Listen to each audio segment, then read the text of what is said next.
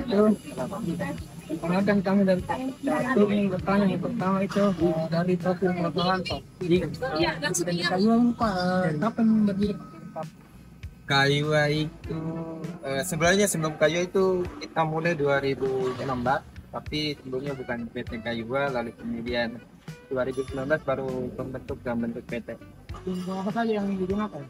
Eh, Dasarnya sih CNC. Dasarnya itu CNC, ada mesin CNC rotor, laser CO2, lalu kemudian laser metal. Berarti ada dua ya? Ada tiga Iya. jenis. Ada tiga jenis. Kalau kemudian untuk bahan material itu menggunakan apa? Menggunakan bahan. Paling banyak plat besi, lalu kemudian bahan akrilik, lalu kemudian di sensor router itu dia bisa jenis beberapa jenis. Jadi ada HMR, ada Alcopan, ada multiplex, ada PVC board, ada Paltica board, ada ini apa yang lagi satu nih, GRC juga bisa.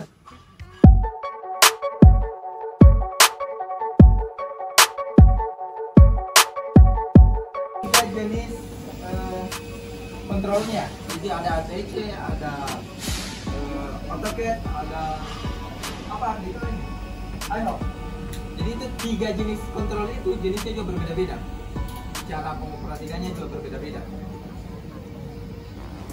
Oh, cara mengoperasikannya beda-beda, jadi tetapi ini nih ATC automatic apa lagi bisa share di Google, jadi dia bisa ganti otomatis secara manual, secara otomatis. Jadi kita dari file itu kita siapkan matanya, lalu kemudian kita dia bisa jalan running. Biasanya dipakai untuk model 3D. Lalu kemudian ada lalu kemudian ada penggerak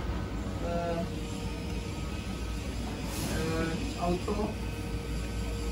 Ini standar, semuanya sama Cina, 3 aksis XYZ, 3 aksis naik turun kanan kiri, semuanya standar. Tapi semuanya bisa 3D, cuma alat penggeraknya saja yang berbeda. Lalu kemudian pindelnya itu 3 pas, pindel itu tetap semua 3 pas. Mesin yang ada di sini tuh semua 3 pas.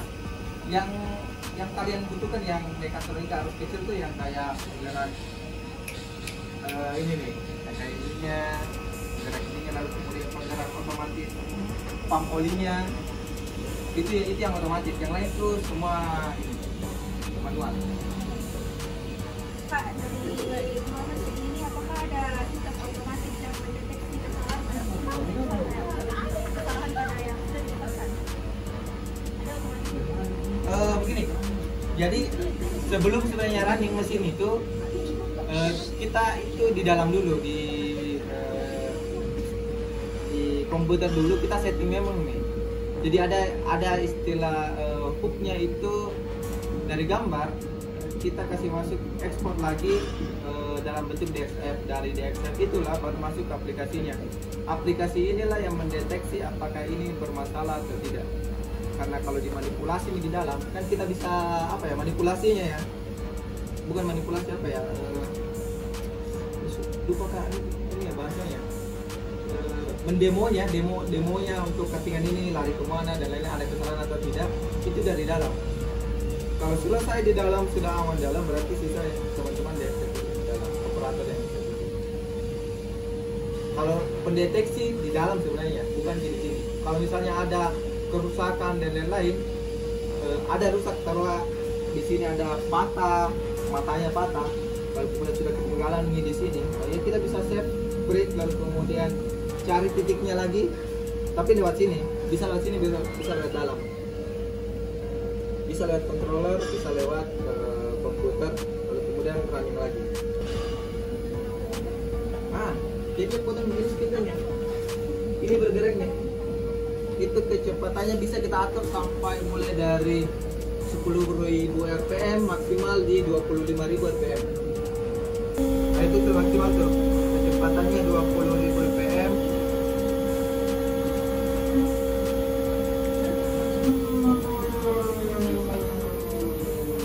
Apakah mesin menggunakan mikrokontroller atau gimana? Iya, pakai mikrokontroller. Jadi nah itu mesinnya.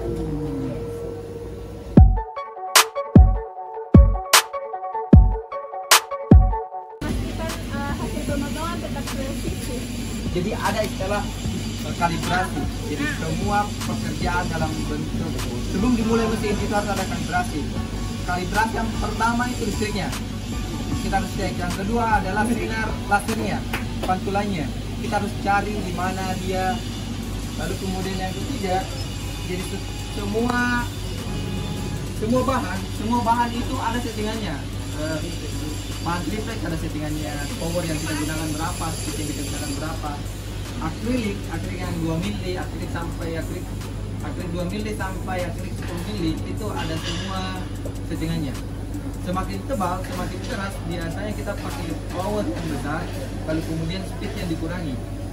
Resikonya ketika terlalu cepat tidak tercutting, terlalu lambat bahan terbakar karena panas. Komponen apa saja yang paling berperan? Komponennya itu ada tabung namanya, jadi tidak kentara. Ada tabung di belakang sini, ada tabung. Lalu kemudian ada power supply, ada lensa. Lensa ini yang sering bermasalah kalau ini tuh lensanya, karena kan pertama lensa itu sebenarnya tidak boleh selalu berdebu, sedangkan kerjanya di sini berdebu.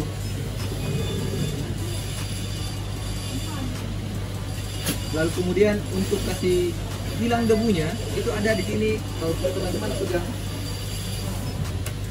ada angin di sini. Jadi di belakang itu ada disemprotkan angin di sini. Ini nih, lubang angin ini.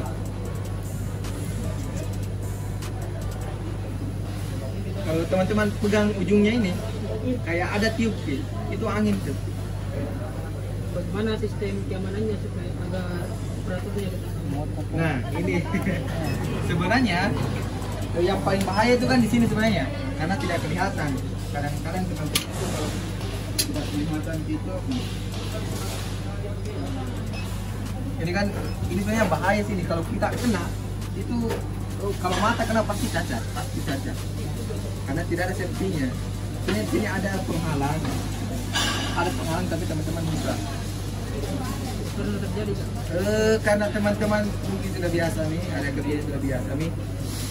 Biasanya orang baru itu biasa kena biasanya, tapi biasanya itu kan tangan, dia tidak sengaja ambil bahan di sini, ternyata mesin kena di sini. Tapi kalau dia tipis berarti tidak terlalu besar dibornya, tapi kalau besar agak tebal biasanya agak free. Ini kayak silet kita disilet tapi terbakar nih, jadi tidak berdarah, langsung sembuh. Ada. Jadi teman-teman lihat, ini sensor ini ya. Ini sensor nih. Sensor. Fungsinya apa? Untuk nggak limit ini barang kan, supaya tidak limit. Itu berarti sendiri.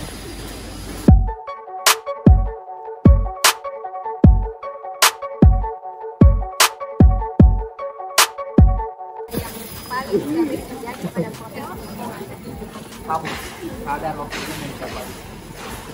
Jadi kadar oksigen itu menentukan kualitas dari oksigen yang ada. Jadi kalau teman-teman biasa pakai biasa lihat oksigen yang di rumah sakit itu, nah kita itu kadar oksigennya kalau mesin itu harus lebih bagus pada yang kalau kita itu kalau sini kadar oksigennya dia tidak potong dengan baik, tapi kalau kadar oksigennya baik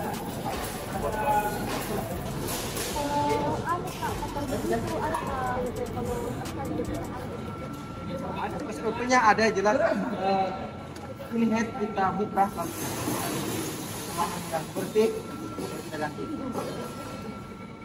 Karena kalau kita buka saja langsung otomatis biasanya jadi hambat mesin cahaya laser yang keluar, karena itu saja titik debu yang nempel itu akan berpengaruh pada teman-teman. Sensor itu kan kadang bulat kan, kadang ada itu otomatis kan kentara itu bahwa ada yang menghalangi cahaya ini, itu yang kadang harus tentu pada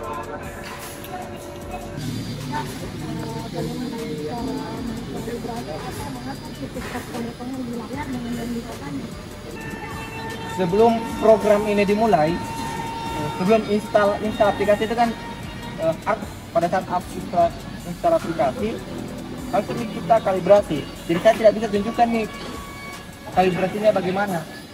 Jadi kalau misalnya di sini 5 cm, kadang dari itu 10 cm, berarti yang bermasalah itu ininya sensornya. Ada sensor, mana sih sensor? Ada sensor di sini, dia yang atur gini. Jadi itu yang bermasalah, itu cukup diganti biasanya, pasang baru, bisa connect lagi.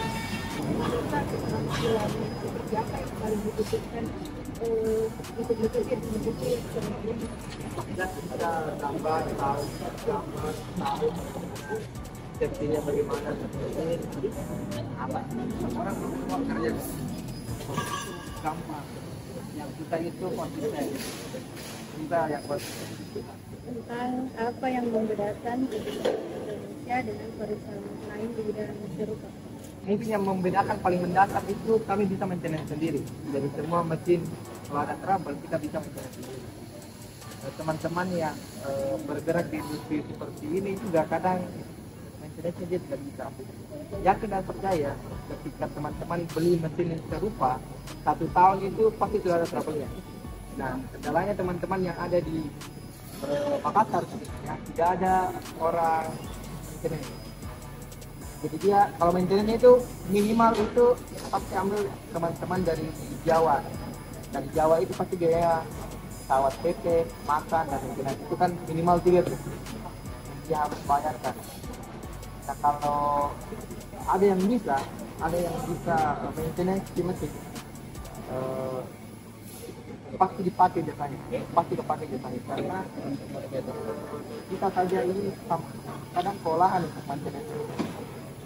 Walaupun kita juga pergi maintenance isinya orang. Kalau PCD dengan suruh datang di sini maintenance, tapi misalnya besar kami datang